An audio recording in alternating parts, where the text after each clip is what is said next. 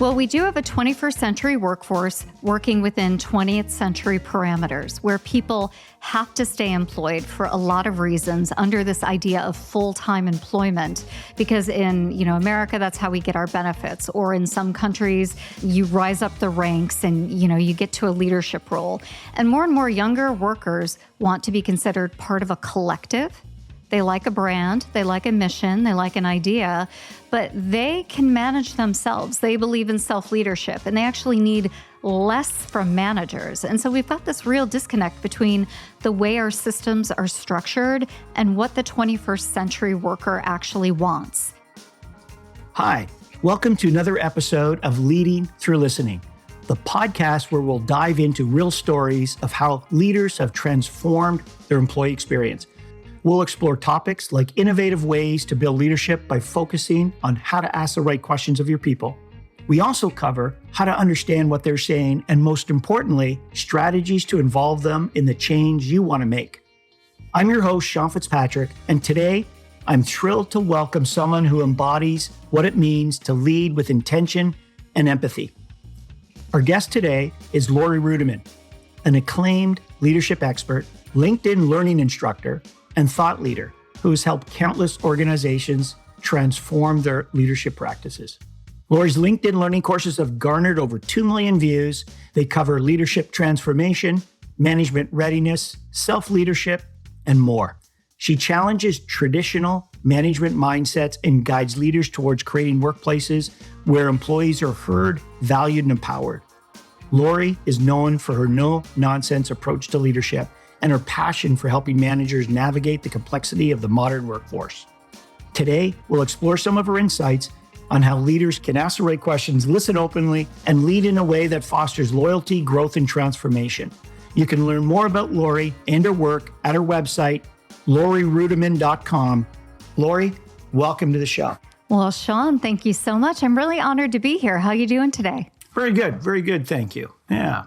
You have a very interesting journey. You started off in the HR world, and then you've sort of migrated or navigated yourself into a real, expert on helping advise and challenge and the way HR thinks about itself. And I guess what I'd like to start with before we get into sort of some of the details on leadership is just tell me about your journey. How did you get here? Well, Sean, it's a bunch of bad mistakes and accidents that brought me to where I am today, like anybody's journey, right? But also good leaders and mentors and people who had wisdom along the way. You're right. I did start out in human resources and worked with people who are great and worked with people who maybe should have had other jobs. And in the process, I learned that we fix work for other people by fixing it for ourselves first. And I really took that lesson to heart and asked myself, do I want to work in HR or do I have a passion around leadership and work and the economy and power and politics? And when I kind of figured out what my core values were, that's when I decided that I wanted to go out and consult and advise, and more importantly, write and speak about the world of work. I read your book. I thought it was really good. Betting on You. I thought that was a fantastic book around, bringing sort of this mindset of just taking responsibility for yourself, whatever role or career you're in, and sort of driving your own career forward. So it'd be great to hear a little bit about why you end up writing that book. Because I often find when you're writing, it does two things. It conveys information and value to others in the published form, but it also crystallizes your thinking and clarifies your thinking. That whole process does that. So it'd be interesting to hear a little bit about, how that book might have helped your thinking around leading yourself. Well, thank you for asking. I've been blogging for many years and talking about the world of work. And one of the things about storytelling is that it's always better when you can include the personal in a business story. And so that was my approach to blogging for many years. And people kept asking me to write a book and tell more of my story. And I thought, all right, I don't want to write a memoir, but I want to write something that's fun and interesting that is both for the leader and the worker around my thoughts around career management and leadership and presence and all the good stuff. And I have this one thesis, and that thesis is that As I mentioned before, we fix work by fixing ourselves first. And imbued in that is this idea of self-leadership, which is the art and the science of individual accountability. And even when I'm talking about human resources, or I'm talking about the unemployment numbers or the world economy, I am always talking about self-leadership, because I think we are individually responsible for our experiences in this world. And so throughout the book, there are stories around how I took individual accountability, both personally and professionally, but also how I teach it and how I make sure people see individual accountability rooted in leadership, rooted in well-being, rooted in the employee experience. You know, when I think about the employee experience, for years, I thought it was a leadership responsibility, but now I see through research, through consulting, that it's also the employee's responsibility, that if they're not getting what they need, it's time to look inward and ask, why are my values so misaligned, and what can I do to fix this? So that's really the heart and soul of Betting on You. And thanks for the really great review. It's been almost 4 years since it came out, and it's always nice to hear that people enjoy it. I'm glad you brought that up, that sort of engagement or sort of the employee experience. It is a two-way street. So it's not just, hey, leader, manager, boss, what have you done for me lately? It's that individual responsibility of how do I make my situation, how do I craft my role? How do I craft the relationships that I have? And that brings me sort of going from your book to some of your LinkedIn learning courses that you've authored. You talk a lot about some of those courses around self-leadership. I guess it'd be interesting to hear from a leadership or manager, what does that look like? What does practicing, an example of self-leadership might look like, and in particular, how it helps others? And I'm going to make this complicated here for you. Bring in your HR background now. How does HR help leaders, managers, individual contributors take more of a self-leadership role? What are some things that they could do? I think it's really fascinating when we talk about self-leadership, because rooted in self-leadership, individual accountability, is this belief in oneself that we can control our destiny, that we can control our outputs. And right off the bat, so many people enter into a work relationship and don't feel they have any control. And so my question to those individual workers is, why did you enter into that relationship in the first place? That it was a one-way relationship, knowing that the environment may be toxic, may be terrible, it may have limited growth, it may not be a good values match. How did you get here? And that's a huge metaphysical question. But I think when HR professionals are dealing with employees who are dissatisfied, instead of trying to create programs or address things through meetings, it's a simple question to ask to the worker, like, what's going on in your life that brought you here in this moment to my office where you are so absolutely dissatisfied? And maybe, can we talk to the EAP? I think that's a real good resource. A lot of times we live lives outside of work that make us so desperate for a job identity, and we bring all of that baggage to our jobs and wonder why our jobs let us down. And so the point of Betting on You, at least from a worker perspective, is that you could really work in any kind of job. You can have any sort of career, but it's important for you to know who you are, what you stand for and what you won't stand for, and also to live a big, bold, interesting life outside of work and bring that good stuff to your job. Know that your job is supposed to fund the really interesting life outside of work, not that a job is supposed to fill a void in your soul because the rest of your life isn't going well. And I think that was an interesting and important discussion to have around the pandemic. When the world was difficult and when the world was bleak, people were looking to work. And I think work can have a part in making us feel like satisfied and important and like we contribute. But if we're not engaging in relationships with family members, we're not connected in our community, if we're not out there doing volunteer work, if we're not learning and growing, we're not thriving, and work is never going to satisfy that pit. There's no HR program to make somebody want to learn. HR can't make people curious. And I think once we start having more honest conversations about that, well, then we're on the right path to really talking about true, quote unquote, engagement. I tend to agree with you, but it's also challenging because people are so busy and like you're just a lot going on. To have someone sit down and you're asking them to reflect in many ways, but on some really hard things that they may never have reflected on before, or if they may have thought of but quickly dismissed, because the work to go through that is not easy. And in fact, I would almost argue you go through that type of self-reflection almost throughout your entire life. You're often reflecting and changing and reflect. One of the things you hear a lot about, especially with the baby boomers retiring and so on, a lot of them, once they retire, they become depressed or more anxious than when they were. In fact, you hear about them now. A lot of them are deciding to go back to work or taking back work on part. So the whole focus is, when do I retire? What's my number? What's my date?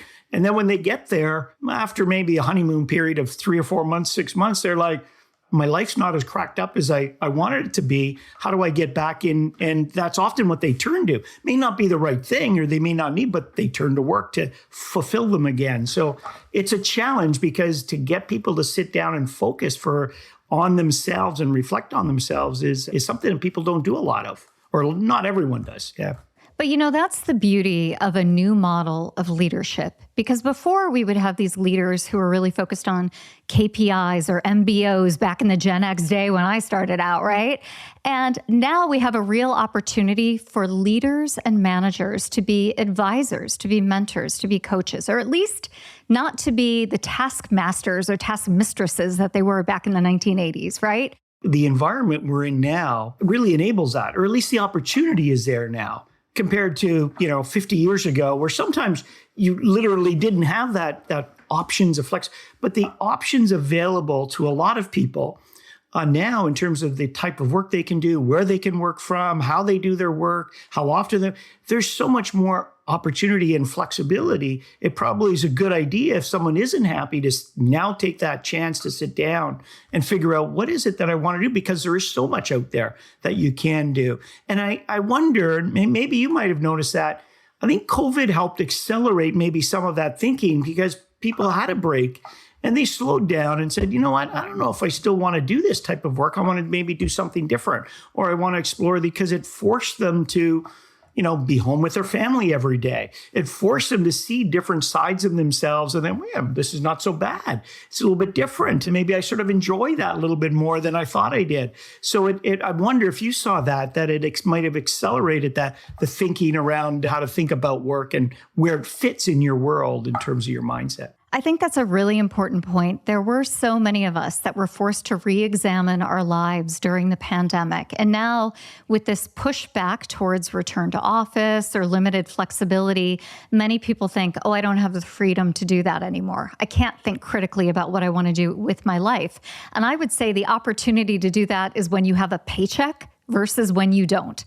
So if you're in an opportunity where you're feeling really pressured and you're feeling like, I have to perform, sure, you have to perform, but it's important to think about, can I perform in a different way that serves me, but also allows me to have a work ethic, allows me to do what I need to do at work and do it with excellence, but also come home and live a really great life. I think what happens is people just get so caught up in the moment that they don't do anything well.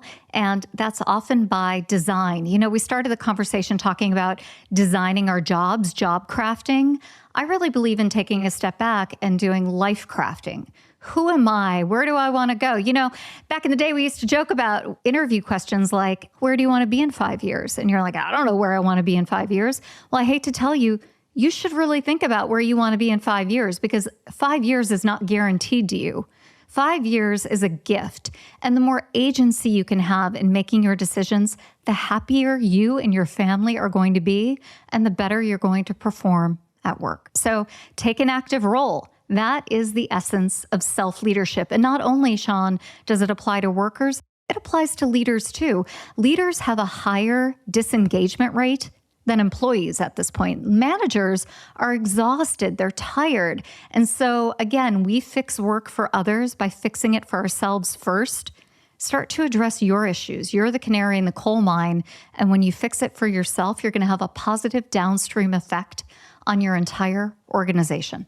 I like that concept of life crafting. It sort of opens up even broader beyond just the work, and thinking about, well, what do I want? Yes, work's a component of it, but I've got a broader sort of experience out here. How do I sort of think about all aspects of my life, and how do I craft it in a way that works for my personality, my style, what I like, what I don't like, that type of thing. I really like that concept. You should, if you haven't already, you should trademark that one.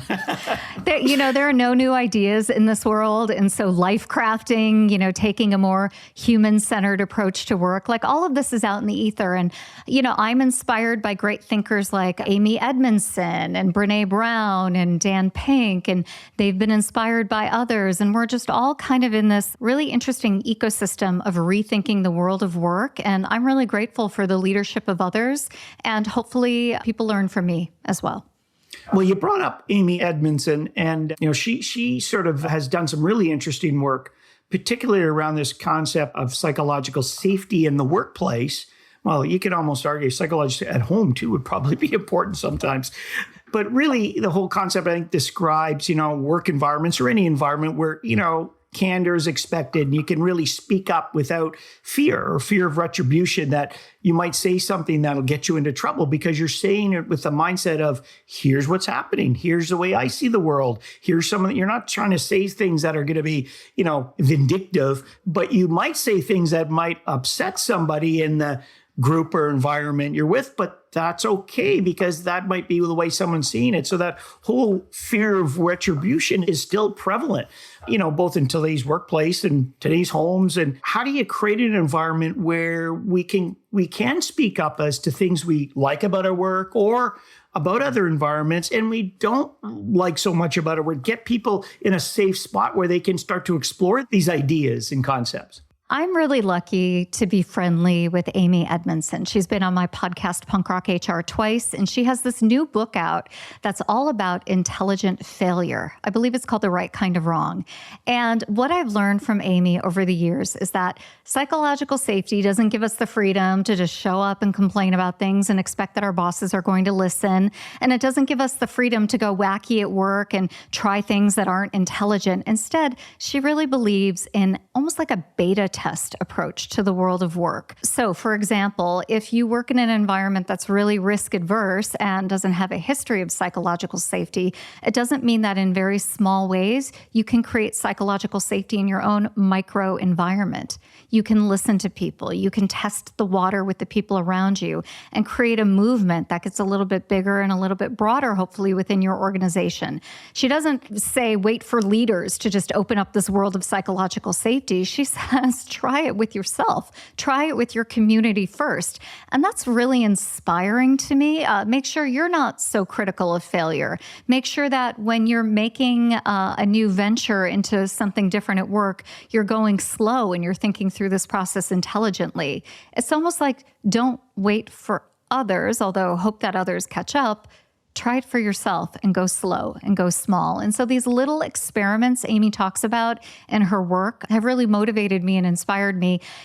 Oftentimes we just expect everything, once we try something new, everything is either great or it's not. And with binary thinking, you're set out to failure. Don't throw the baby out with the bathwater. Just because you work in an environment where an idea was shut down doesn't mean that you can't take a little nibble at the apple in a different way down the road. That's interesting because I know often what we do employee feedback, employee surveys, and often that's one of the comments. Oh, we provide ideas, but no one listens, or our manager never listens to us, or leaders, don't care what we say. Yeah, not every idea is great, by the way. That's true. You're right. Not every idea is great. And some of them, they might have listened and said, well, it's not a good idea. I can't do anything with it. Yeah. But I also like the idea of advising your coaching team. Say, well, maybe that approach didn't work, but try a different one. Experiment with a different one. That whole idea of taking small bites as opposed to painting everything with it's just not safe to speak up here. Well, maybe it's just in that environment, that time it wasn't, but maybe you could try over here or try a different way there. I like that concept of experimenting, taking little bites. It sort of reminds me a little bit of sort of agile thinking, agile manual. We just try something, evaluate it, make some changes, try something again, on little sort of sprints or adjustments, and sort of work towards something that you're going there in an iterative type of way, as opposed to, a big jump or a big gap going from here to there immediately type of thinking. So interesting. Sean, I have often heard from leaders and workers alike, oh, this environment is toxic. But when you're unhappy, every environment feels toxic. And a lot of times when people speak up or people are in work environments, they'll just up and quit and they'll go on to the next job. And lo and behold, 6 months, a year later, they're still unhappy. And that is called the arrival fallacy. You get promoted, you get a new job, you relocate, everything's supposed to be great, and nothing has changed because you haven't changed. And so for me, one of the lessons I've learned in life from working with really talented individuals, from studying them, is that if you expect change and you hit a roadblock, it's not enough just to say, well, this is the roadblock and it's stupid that it's here. It's really important to look at yourself and look at what you did to get there and see if there maybe could have been a different approach. And I think that's core and critical to self-leadership. Looking at your role in this, not blaming yourself. I'm not talking about victim blaming, but really assessing, is my strategy right? Is my attitude right? Are the questions I'm asking right? Are my expectations even realistic? And if they're not, what can I do to better align what I want for my life and my career with my reality? What about sort of thinking about maybe from an individual to a team level? So I'm thinking about HR in particular as a group or department. And, as a group, sometimes you'll hear them complain individually, but, oh, well, no one listens to HR. Wait, really, HR people has no complain? Power. I would really like to see HR become much more leadership driven, thinking differently about the HR role, transforming their role really to a place where they can be a force in organizations. Because I really do think that's happening, in that people have so many options now. The value of human capital is so high, and HR is really, or should be, in a really good position to have a big influence on the organization. But they still, seem to struggle getting beyond the administrative, policy-driven side of the business, and not really business advisors to the chief executive officer or chief administrator or whoever it is, and the leaders in the organization. And I don't know, what advice would you give to leaders and managers in HR to sort of that want to transform, want to change, but they can't, or they're struggling getting their department to where they want to move to? So I have 3 things to say. First of all, the head of human resources at any organization is the CEO. The people responsible for delivering a great employee experience with great benefits and a wonderful work environment and challenging work and feedback and all of that are the leaders who report to the CEO. And then HR should be the talented group of individuals to make that happen. Oftentimes, we get the HR department that the CEO wants, which is the department to clean up people messes that they don't want to deal with. And in that way, for decades, for almost a century, HR is given a bad rap. On one hand, CEOs are like you, Sean. They're like, oh, we hate our HR department. They call me all the time. And they're like, oh, my HR leader is terrible. Can you help me find a new one? And the answer is no, because you don't want an HR leader who's truly focused on enabling your leaders and your managers to lead people in a 21st century economy. You just want someone to babysit. You want someone to blame when talented people won't stay at your organization. Any HR issue is not really the fault of HR. It's the fault of leaders and managers making decisions about how they choose to interact with their quote unquote human capital, their best asset, the most important thing at the organization. So, I always take issue when people say that HR professionals, they're wishy-washy or they don't get things done, because they're not really given a mandate in most organizations to get anything done. They are given a confusing amount of messages internally. And from there, they try to eke out a people strategy, a technology strategy, a recruitment strategy. And it's a mess, but it's not a mess because of the individuals doing the work. It's a mess because of the CEO and the leadership team. If you work at a company like that, vote with your feet and get the heck out. Go find an organization that truly values you. Many HR leaders these days followed the advice that we were giving out in the early 2000s. They have their MBA. They've run their own family businesses or small businesses. They're leading, volunteer organizations. They are true business professionals, but the only job opportunities out there are these mealy-mouthed, old school HR positions. So if that's one you find yourself in, go find a job in operations. Go find a job at a consulting firm. Go find a job somewhere else and force HR departments to change by making it difficult for your CEO to attract talented HR people. That's what I say. What do you think about that, Sean? When I think about HR's job is not to improve, because often when we work with our clients, they think, well, that's HR. They should look after employee engagement or they should look after job sat. And I'm like, well, no, it's the leader's role to engage their people. HRs are there to facilitate, to maybe help the leader do a better job or help employees and help them with their direction and to provide the tools to be the grease in the process, but they're not the core gears. I really agree with that, but boy, it's challenging in a lot of organizations. Even managers still think, well, that's a HR initiative. That's a HR job. And it's really getting that mindset changed over time that no, HR or people is the job of the leader. HR is just to help facilitate that and make it go as smooth as possible. But they're not responsible for engaging. You are. So I really like sort of the, think with your feet or decide with your feet if you're not liking it there. And you don't try to change something when you have a leadership team that's not willing to take on the responsibility that they really should be taking on. Yeah. I think there's an opportunity for technology here to really change the game, and it is changing the game. When I worked in human resources, you had an HR generalist, you had a benefits specialist, you had a recruiter, and now the model is completely different thanks to BCG and McKinsey, right? And all these consulting companies that came in.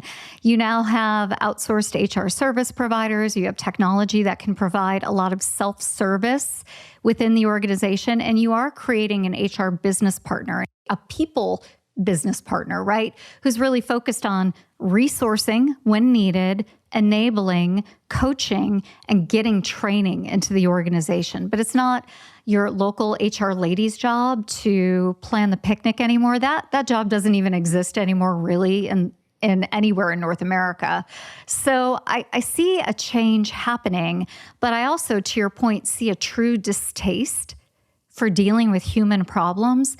And I'm sorry, but that's the cost of doing business and having people employed for you. If you have workers, you're going to have human problems. You're going to have conflict. You're going to have sickness. You're going to have illness. You're going to have caregiving issues. People are going to have babies. People are going to be sad. They're going to bring their personal problems to work.